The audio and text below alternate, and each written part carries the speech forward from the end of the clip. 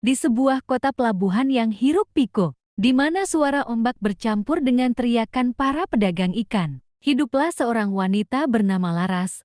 Usianya baru 26 tahun, tetapi wajahnya yang selalu tersenyum menyimpan banyak cerita tentang perjuangan hidup. Ia tinggal di rumah kecil di pinggir kota bersama adik bungsunya, Dika, yang masih duduk di bangku SMA. Setelah kedua orang tua mereka meninggal dalam kecelakaan 5 tahun yang lalu, Laras menjadi tulang punggung keluarga. Ia bekerja sebagai buruh di pasar ikan, mengangkut keranjang-keranjang penuh ikan segar dari kapal ke lapak-lapak pedagang. Pekerjaan itu berat, tetapi Laras tidak pernah mengeluh. Ia tahu, setiap tetes keringatnya adalah harapan bagi masa depan Dika. Hari-hari Laras dimulai saat fajar belum menyingsing. Ia bangun pukul 3 pagi, memasak nasi untuk bekalnya dan Dika, lalu berjalan ke pasar sejauh 2 kilometer. Di pasar, ia bekerja dari subuh hingga siang, mengangkat ikan, membersihkan lapak, dan membantu para pedagang. Meski upah yang diterimanya tidak besar, Lara selalu menyisihkan sebagian untuk biaya sekolah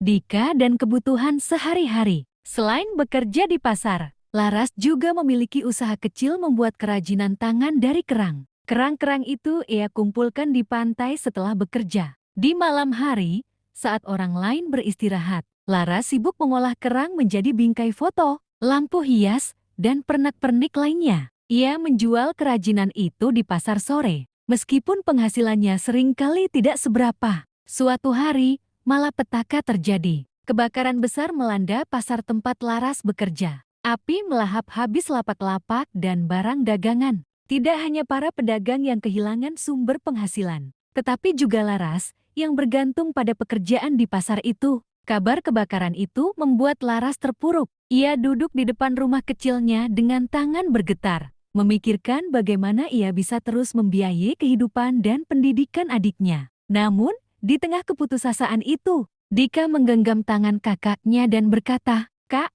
kita pasti bisa melewati ini. Kakak selalu bilang kalau kerja keras tidak pernah mengkhianati hasil, kan?" Kata-kata Dika membangkitkan semangat Laras.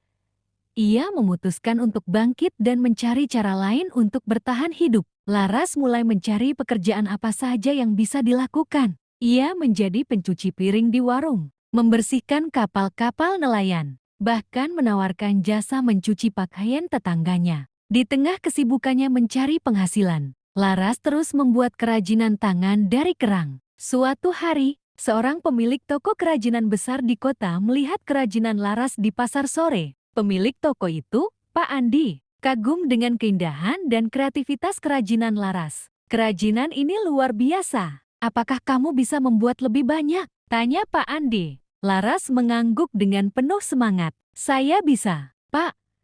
Tetapi saya butuh bantuan untuk memproduksi dalam jumlah besar." Pak Andi setuju untuk memberikan modal awal. Dan Laras mulai mempekerjakan beberapa tetangganya yang juga kehilangan pekerjaan akibat kebakaran pasar. Dalam waktu singkat, usaha kecil Laras berkembang pesat. Ia dan timnya menerima pesanan dari berbagai tempat, bahkan hingga keluar kota. 5 tahun kemudian, Laras tidak lagi menjadi buruh pasar. Ia kini adalah pemilik usaha kerajinan yang sukses, mempekerjakan puluhan orang di desanya. Rumah kecilnya telah berganti menjadi rumah yang nyaman, dan Dika telah lulus kuliah sebagai seorang insinyur. Namun, kesuksesan tidak mengubah hati Laras.